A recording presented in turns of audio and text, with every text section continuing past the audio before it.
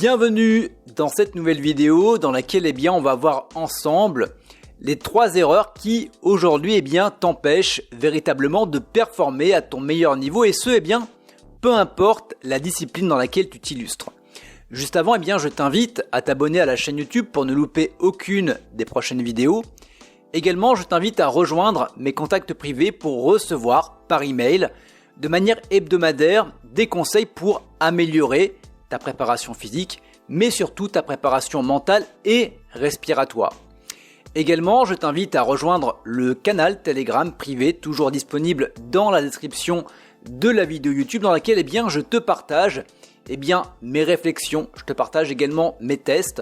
Le but également, c'est de faire plus ample connaissance, et puis également, je te partagerai 2 autres erreurs qui sont communément faites par les différents sportifs et également les athlètes qui les empêchent de performer à leur meilleur niveau. Donc, ceci étant fait, on va pouvoir passer sur la première erreur et c'est quelque chose que je retrouve énormément sur le web. Il y a pas mal de vidéos de youtubeurs qui en parlent. C'est tout simplement de recracher un maximum de CO2 et notamment quand tu cours. T'inspires et tu recraches un maximum de CO2 par la bouche à l'expiration. Et ça, c'est une grosse aberration. Pourquoi ? Pour 2 choses. La première des choses, plus tu vas recracher du CO2, plus tu vas habituer ton corps à fonctionner avec une faible concentration en CO2. Donc tu vas baisser ta tolérance au CO2 et en baissant ta tolérance au CO2, tu vas rentrer beaucoup plus rapidement en essoufflement. Donc le but, ça va être non pas de recracher un maximum de CO2, mais de garder une concentration en CO2 assez élevée, qui va pas être forcément évident au départ, ça va être inconfortable. Tout ça pour augmenter ta tolérance au CO2 et pour retarder le moment où tu vas avoir cet effet d'essoufflement. Deuxième chose, à ton avis, qu'est-ce qui fait que, bien évidemment, là, on va prendre des raccourcis et on va caricaturer, je vais y arriver. Qu'est-ce qui fait que, l'oxygène va être décroché des globules rouges pour alimenter tes muscles? Roulement de tambour, la réponse va être la pression en CO2. En gros, plus tu vas avoir de CO2 au niveau du corps, plus la pression du CO2 sur les globules rouges va être forte, et plus tu vas avoir d'oxygène qui va être délivré, donc qui va se décrocher de tes globules rouges et qui va être délivré au niveau des muscles. Donc si tu recraches un maximum de CO2, qu'est-ce qui va se passer ? Cette concentration, elle va chuter. Si la concentration elle chute, tu vas avoir moins de pression au niveau des globules rouges.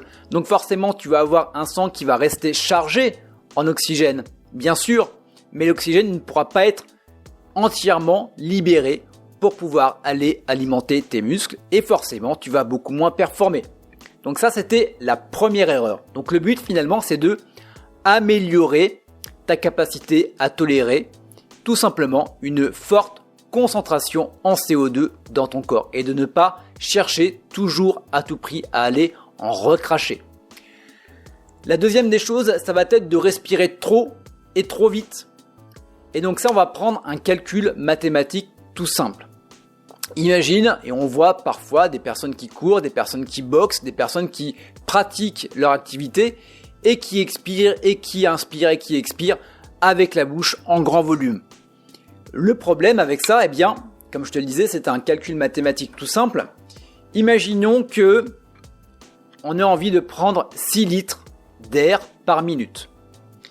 Donc là, tu vas avoir 2 manières de faire. Tu vas avoir la manière un petit peu bourrin, où je vais inspirer, expirer, et ça de manière trop et trop vite.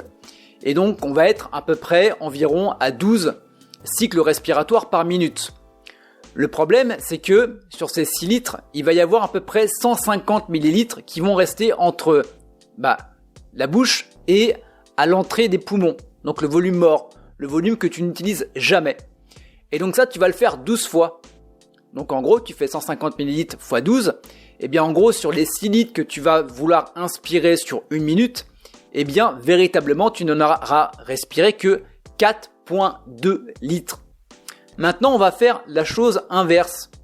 On va respirer notamment par le nez et on va essayer d'avoir une respiration qui va être beaucoup plus lente et beaucoup plus profonde. Donc toujours, on va respirer 6 litres par minute, sauf qu'on va le faire sur 6, plus 1, cycle respiratoire. Donc en gros, on va toujours inspirer 6 litres, donc on va avoir une respiration qui va être beaucoup plus lente, beaucoup plus profonde, sauf que vu qu'on n'a que 6 cycles, eh bien le volume mort, eh bien il va être que de 6 fois. Donc en gros, ça va être faire 6 litres moins 6 fois 150 millilitres. Donc en gros, eh bien tu vas inspirer, et j'ai le chiffre juste là, eh bien 5,1 litres d'oxygène. Donc en gros, en ayant une respiration qui va être beaucoup plus lente et beaucoup plus profonde, eh bien tu vas pouvoir tout simplement amener beaucoup plus d'oxygène au niveau de tes poumons. Donc forcément, si tu as beaucoup plus d'air au niveau des poumons sur 1 minute, eh bien ton sang va pouvoir se charger. Et bien évidemment, on prend des raccourcis et on fait des raccourcis. Voilà, des raccourcis. Donc en gros, et des caricatures, eh bien en gros, ton sang va pouvoir se charger beaucoup plus en oxygène. Donc ça, c'était la deuxième erreur, de respirer trop et trop vite. Et la troisième erreur, et celle-ci, finalement, on en a parlé un petit peu déjà dans cette deuxième erreur, eh bien ça va être tout simplement de respirer par la bouche. Donc, je suis du côté d'Annecy. Je vais souvent courir autour du lac.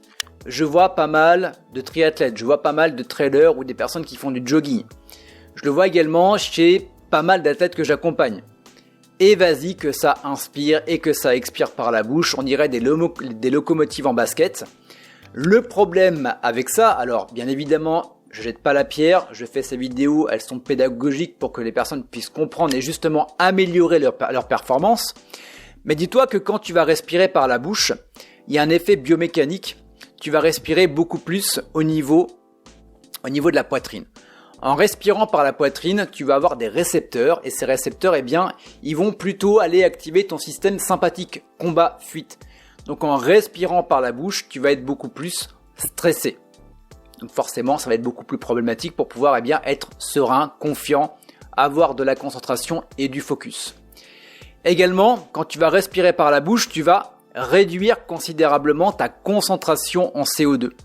Et on l'a vu juste avant, si tu réduis ta concentration en CO2, tu vas rentrer beaucoup plus facilement en essoufflement et également, tu vas avoir cette sensation de manquer d'énergie parce que, tout simplement, ton oxygène va rester dans ton sang et va pas être, ou du moins va être beaucoup moins bien délivré au niveau des muscles.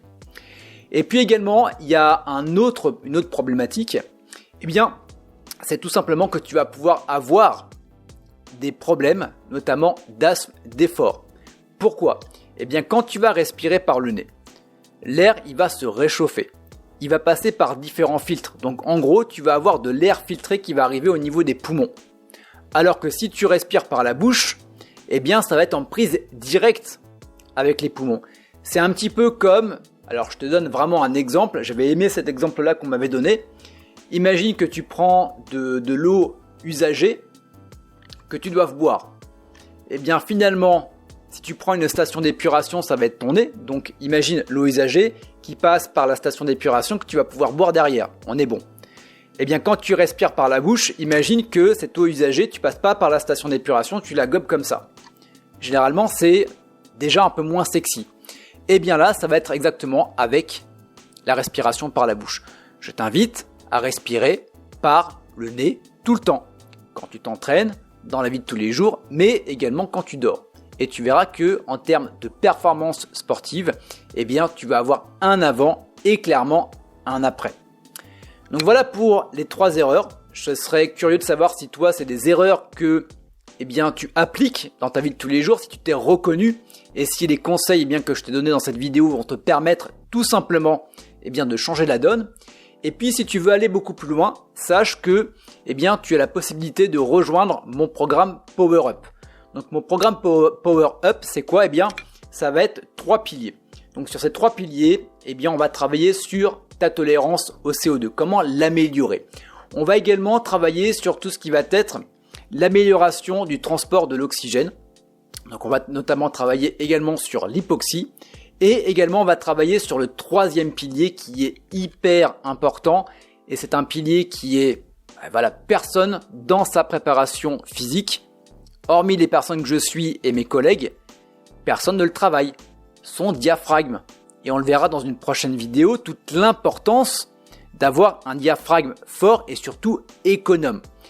Donc si ça t'intéresse, si tu regardes cette vidéo sur mon blog, eh bien tu as toutes les informations juste en dessous. Et puis si tu regardes cette vidéo sur YouTube, eh bien je t'invite à cliquer sur le premier lien dans la description de la vidéo YouTube si toi aujourd'hui, eh bien tu veux améliorer tes performances grâce notamment, eh bien aux capacités respiratoires sous-exploitées qui sont encore chez toi.